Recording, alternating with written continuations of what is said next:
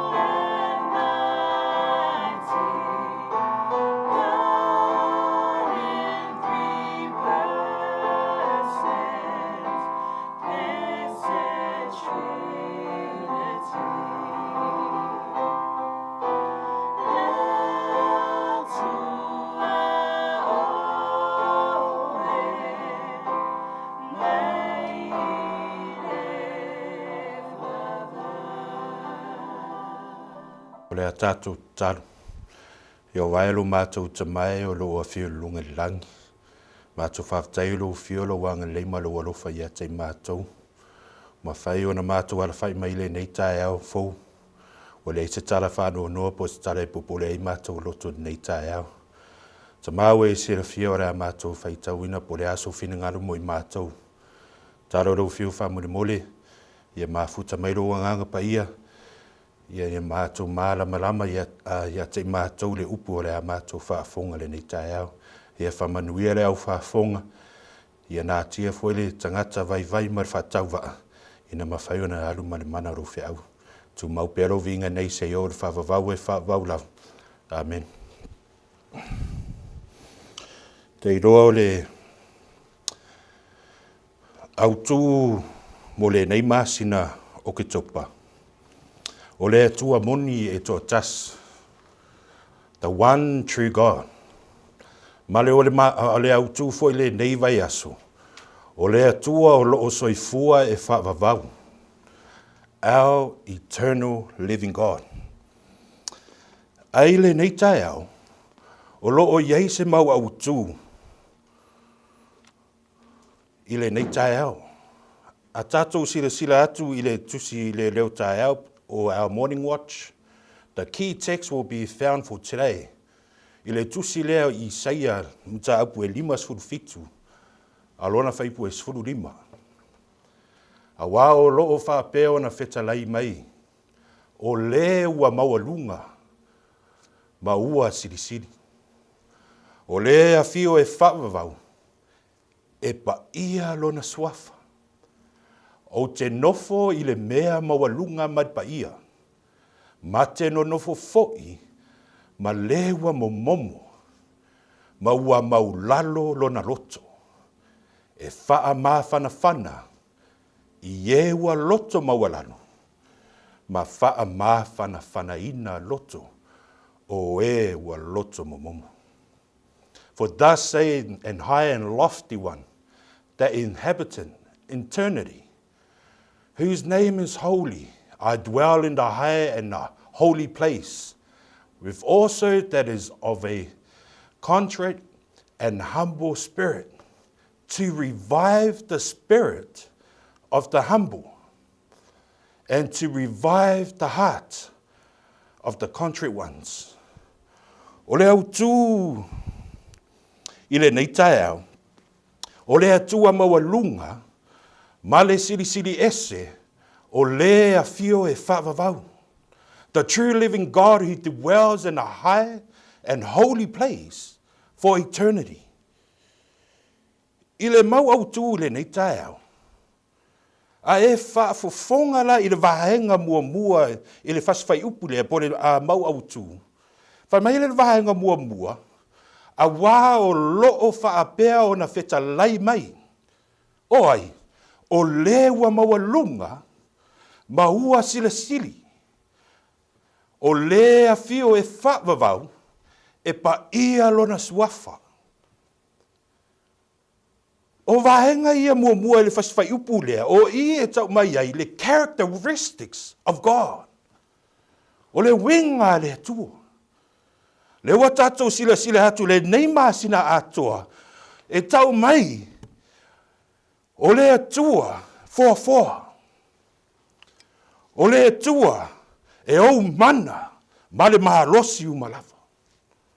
O le atua, o le alofa. He is the creator. He is the God of omnipotent. He is a merciful God. Au le nei vai aso, ua whaau tūina. He is an eternal God. Mera e sila hatu tato au tū i le nei Taeao, o le atua e maua lunga, ma le sili ese, o le a fio e whavavau.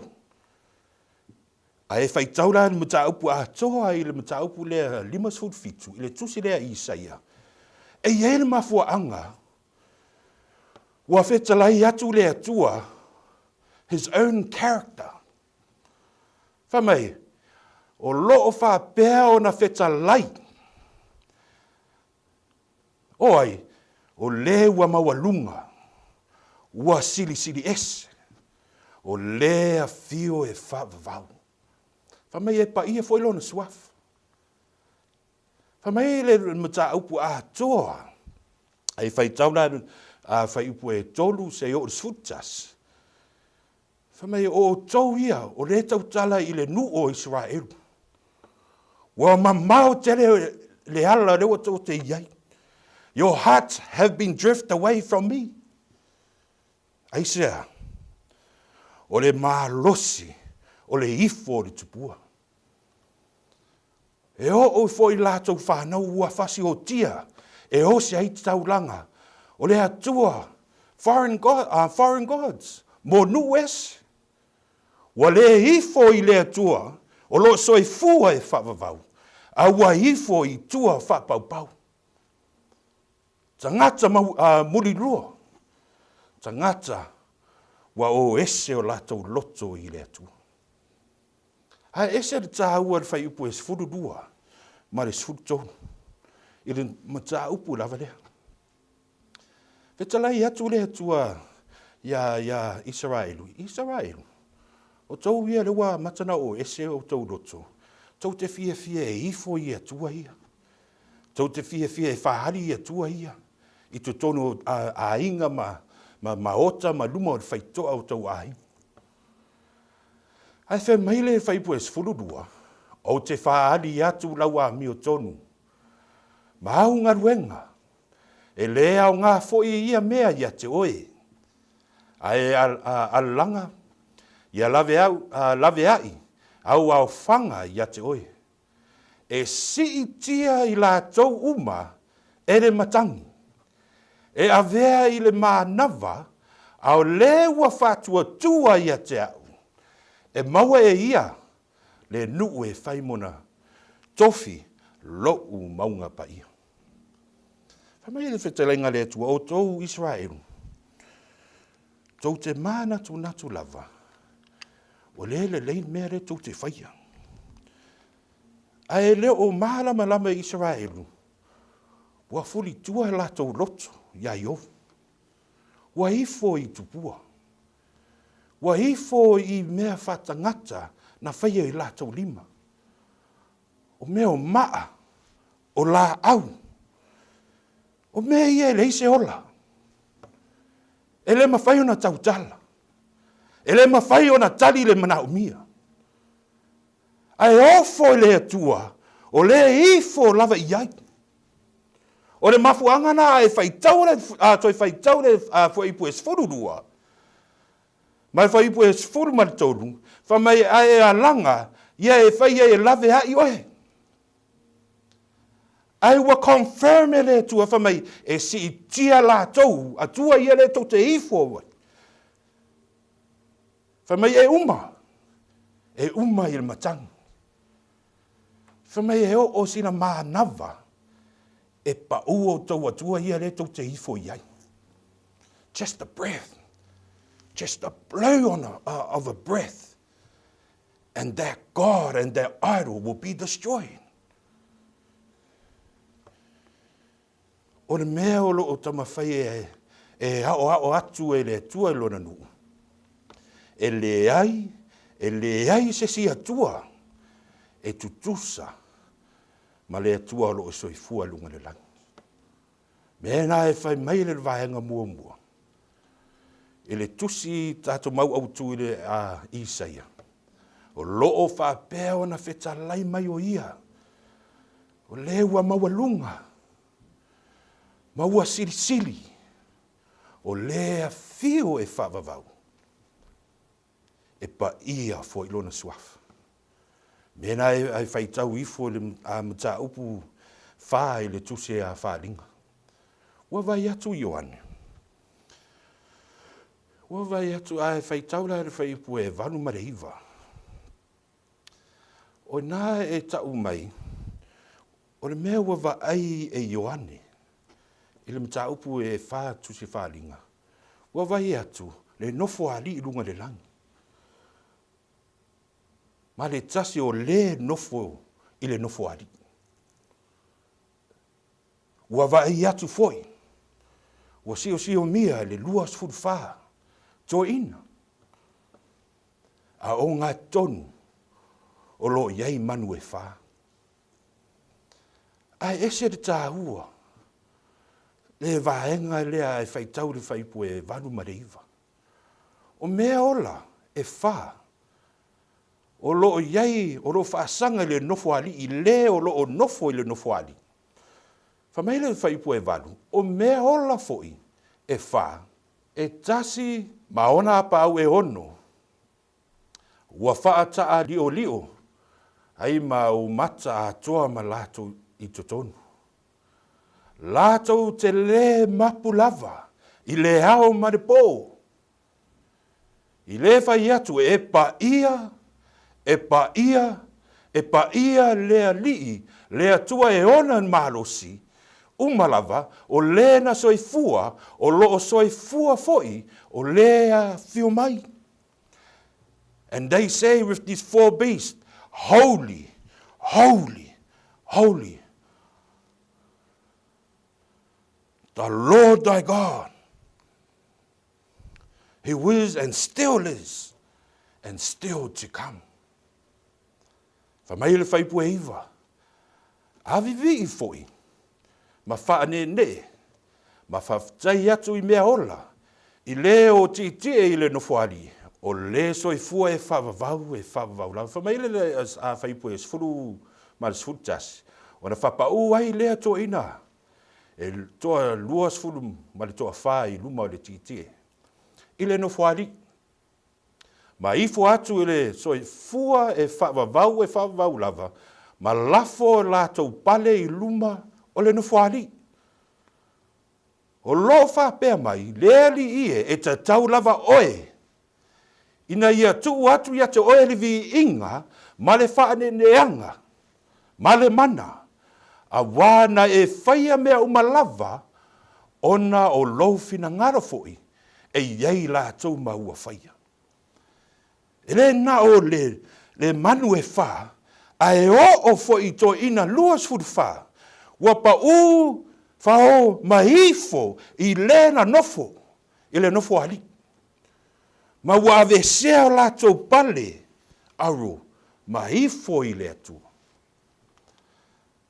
Ia tu atu ia te oe le vi inga, male whaane neang. This is how we know. This is the only true living God that lives high in a holy place for eternity. O mai lea le vaenga lona lua, o le whitalenga lea tua. Ai toi foi la e tātou tusi whaitau. Le vaenga lea le whaipu e sfururima. O te nofo I le mea maua lunga maripaia. O iova lea rewa whetalai. Ma te no nofo foi, ma lewa mamomo, ma ua maulalo lona loto, e wha maa whana I e ua loto maulalo. Ma wha maa whana ina, I loto o e ua loto mamomo. E re ngata ua tau le winga lea tua, o ia o lea tua foa, o lea tua, e ona le mana, ma le marosi, o lea tua lofa. A o lea tua o lo soifua e whavavau. A whamai o te nofo I mea mawalunga, mare paia. Ale wa tau atu e natusi, e tusu a Ioane. Tusi a wharinga. Toa ina luas fut wha. Hifo I le na nofo I le nofo ali. E ofo I manu e wha. Na lato vivi, po mare au. E pa ia lava oe, Iova oa.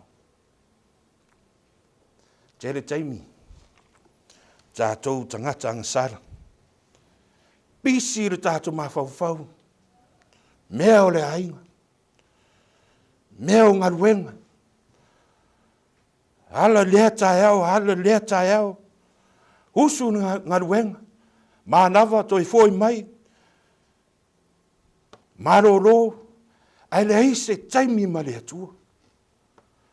A ese le tāhua le whea au mo I tātou le nei Taeao. Ia aua nei ngaro tātou atua soifua aisea. Because he's the one that provided life. O lea tua lea. Na fua I mai le marosi. E wha tino ai tātou ngaruenga. I aso te tas. A ese tāhua le vahenga lona lua lea. Whamai o te nofo I le mea mawalunga maripa ia. Ai o lesi vahenga whamai mate no nofo. O tangata ua momo I lātou loto. O tangata ua maulalo o lātou loto.